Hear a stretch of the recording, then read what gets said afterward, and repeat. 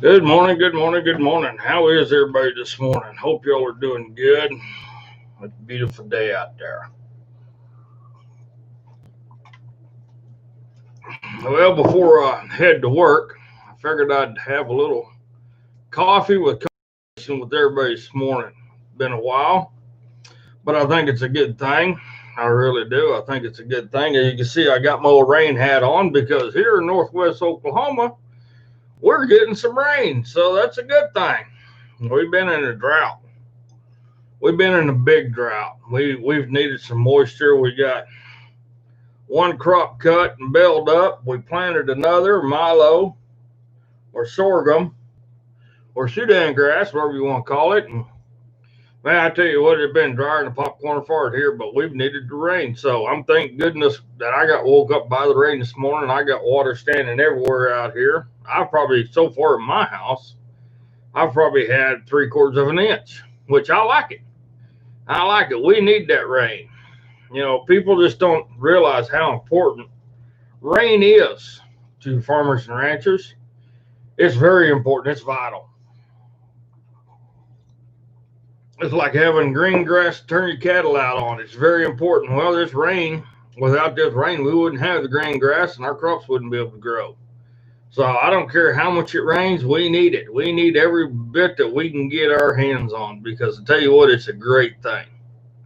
You know, and it's a beautiful day here in northwest Oklahoma when you wake up and it's raining and it's supposed to rain all day. You know, that makes it for a good day. Yeah, it's going to be muddy. It's going to be sloppy.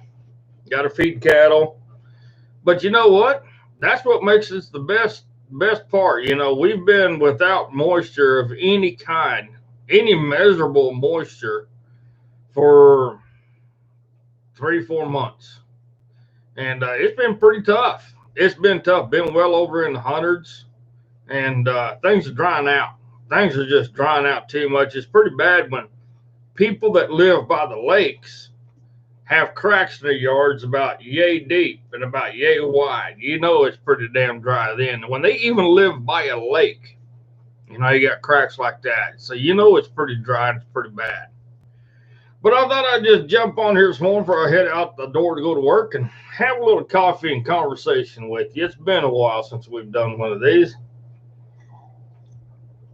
And for those of you that don't know what a coffee conversation is, it's nothing specific. Nothing specific. It's a little bit of everything all thrown into one. It's like a mixed bag. You know, so I just here the last couple of days I've been seeing a lot of things. And that's why I decided to do this morning because the stuff I'm seeing is just asinine. I ain't gonna lie to you, it's just asinine. It's just plumb stupidity.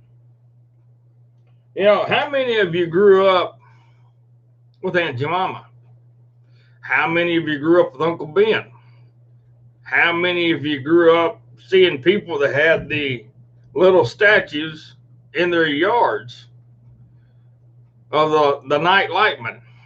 You know, it's just everything now. We've become a society to where we're pandering to these crybaby. Oh, I'm so tender. Oh, don't offend me. Oh, just oh my goodness gracious. I mean, we're pandering too much to these people. And then to the point that they're actually destroying history. They're actually destroying history. And the Democrats are helping them. Democrats are doing everything they can to help them destroy history. And it's a shame. It really is a shame. Nancy Pelosi herself's taken down portraits of people from the South, from the Capitol buildings. It's a shame. Our history is being destroyed. Now, I grew up being taught that if you don't learn from your history, you're due to repeat it. And that's what we're doing. We're repeating history right now, ladies and gentlemen. And this has nothing at all to do with Black Lives Matters. That is a lie. I will come out right now and say that all of this is a lie. It is false propaganda. It's all malarkey. It's all a lie.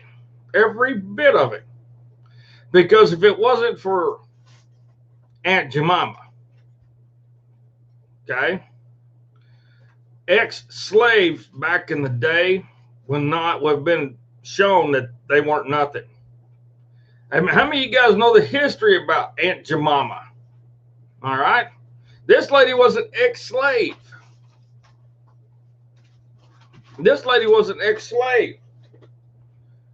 This lady was the first black lady, first African, because back then she wasn't American, she was only considered African, an African slave.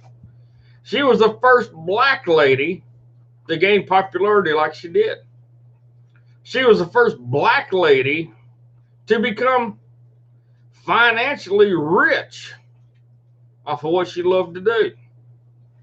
She was the first black lady to put the stepping stones out there for a lot of people. Just like Uncle Ben. Same thing. Uncle Ben, his pictures on all this stuff. Aunt Jemima's pictures on all these boxes. But yet now, it's such a bad thing. See, they're not looking into history. They're not looking into who these people are. And it's unreal. They're not looking into the true facts about who Aunt Jemima was, what she did, and why she did it. They're not looking into that because they don't care. All they know is they want it taken off. So guess what? They're taking Aunt Jemima away. They're taking that stuff away. And it's a shame. It really is a shame. A lady went out and did her job. She goes, yes, you can use my picture. Yes, I want it copyrighted. Yes, she was smart enough to have her ducks in a row over this whole thing. But yet, that's not good at all. It's not good. This whole thing, Black Lives Matter, is nothing but a lie. This isn't Black Lives Matter at all. If it is, why are blacks attacking blacks? In all honesty, if Black Lives Matter, why are blacks attacking blacks, and why are blacks killing blacks? In all honesty. Now, we all know statistics. We all know that there's more white people killed by officers than there is black. We all know that there's other people getting shot and killed in one form or fashion, but yet you don't hear about them. They're only picking certain things. But then you have to look at all this boils down too. Look at the time frame that this come around. Look at the time frame that when all this happened. See, for a long time now, I've been telling folks there's a lot going on behind the scenes than what we know. There's a lot going on behind the scenes. And this thing here, this was perpetrated to go along to change the narrative away from certain things, like the coronavirus. Have you noticed how nothing's really being said anymore about the coronavirus? It just magically disappeared. Oh, but wait. President Trump is supposed to come to Tulsa, Oklahoma this weekend. And he's supposed to have a rally. And yes, there has been over 1 million tickets sold already to go to that one rally. But look what they're saying now. Oh, it's going to be a major outbreak for the coronavirus. Now, see, they keep throwing the word virus out there. And people like me that work on ranches, we deal with livestock, we deal with all kinds of animals, we deal with all kinds of medications. We know what viruses do. Just like you should. You don't need to work around cattle to know about viruses. A virus has to run its course. It's a little bitty virus. It gets in there. It's a little bitty bug. It goes in there and causes some havoc for a couple of days, and then it's gone. Virus is not bacteria. Bacteria is something completely different. Now, there was a new report come out from overseas that says this is not a virus. This is bacterial. Well, I know I had this stuff in January, and I was one sick puppy. I got it twice. in 1 month. This was bad. But it wasn't bacterial. They put me on a breathing treatment. That didn't help. They gave me antibiotics. That didn't help. All right. It had to work its way through my system. I drank hot toddies, up with a lot of blankets. I woke up still kind of feeling pukey. I actually literally drank 4 beers as fast as I could one morning and went outside, started working, and started sweating my butt off. And guess what? A couple of days of that, and I was better. But I tell you what, I was sick. I really was sick. It had to run its course. Now, has it changed over to be bacterial? I don't know. I can't testify to that. But there's a lot of people out there saying that it has. A lot of people from other countries, a lot of scientists from other countries. But our scientists in this country is not saying that. They're still using the word virus. This is what I consider to be word manipulation. You know, the cognitive thinking is out there. It's you gotta take it for what it is. You either got critical thinking, you got cognitive thinking, or you got no thinking. And to me, I prefer critical thinking at all times. I really do. But you know, that's just me. One of the things that I think of too is if the left is still pushing this coronavirus so much, then how come they're not doing what they tell us to do? Why are the politicians not doing what they tell us we have to do during this whole thing? You know, there's a lot of things going on. I've talked about this before, but you have to consider what's going on behind the scenes. You have to look, listen, and learn. Why is the politicians really pandering this idea out there of mail-in votes? They're saying you can't go vote at your polling station. Oh, there's going to be too many people, so it's going to be a coronavirus outbreak again. So therefore, you can't vote. You have to do a mail-in vote. No. You can, if Black Lives Matter can have a rally and have riots and have peaceful protests, then we can vote. Then begs the question, does our vote really count?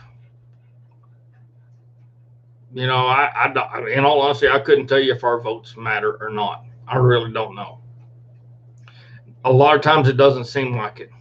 It really doesn't seem like it. You know, I love studying history. I love studying what brought this country, this republic together. The people that brought this republic together for us. Our forefathers who fought and died for us. I love studying about that kind of stuff. And one of the things that really gets me to wondering is just that. Is it something that's no longer here? Is it something that's no longer prevalent? Is it something that we have lost? I don't know. You guys tell me. Now, as far as the law enforcement thing goes, they keep saying officers are quitting their job. Officers are walking off. You know, sounds a lot like what happened back in Hitler's days. Hitler defunded the police. Hitler got rid of the police. And look what happened. Look what happened. And look what's happening now.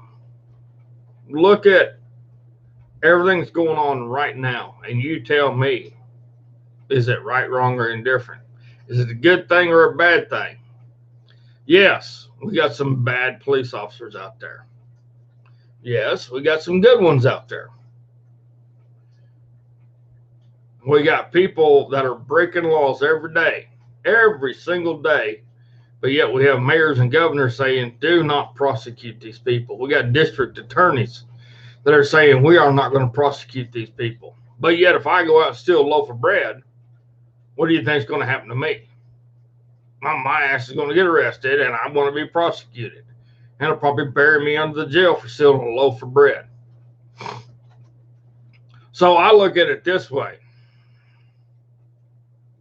If I can be charged with the crime, then how come those other folks out there breaking the law every single day can't be charged with the crime? Oh, is it because they are Democrats? Is it because they live on the system and they say they can't afford to better themselves in any way, shape, or form? Well, I'm sorry, I don't agree with that. Everybody can better themselves. All you got to do is work. All you got to do is strive to put in the hours, the dedication, and you can better yourself. I know. There's a lot of times I don't get home till 9, 10 o'clock at night. Every single night. I start work at 7 or 8 o'clock in the morning. That's part of my job.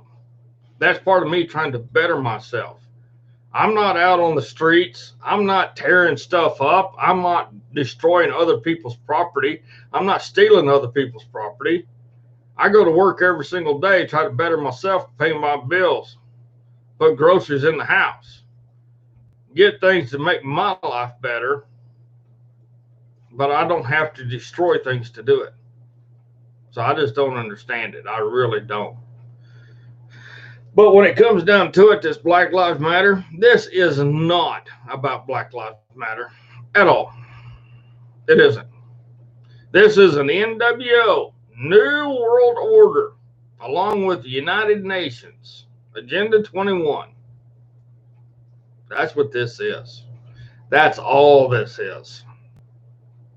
You know, I'm just a simple man, but I can spot bullshit a mile away. And that's what this is. This is all bullshit. So I'm going to get out of here and go to work. Thank you for joining me on this coffee conversation. God bless you. God bless the Republic of America. And just remember one thing. If you sit on the wooden fence too long, you're going to get splinters in your butt. So get your ass up. Get off the fence. I don't care which side you get off on. Put your feet down. Pull those splinters out and go forwards. Never go backwards. Because all the crap that's happening in America today, those folks are going backwards. We're going forwards. And just remember, it's our obligation, it's our duty, and it should be our desire to better our own country. Quit asking President Trump to do everything. We need to help him. He can't do it all. God bless you guys. We'll see y'all later. Have a good day.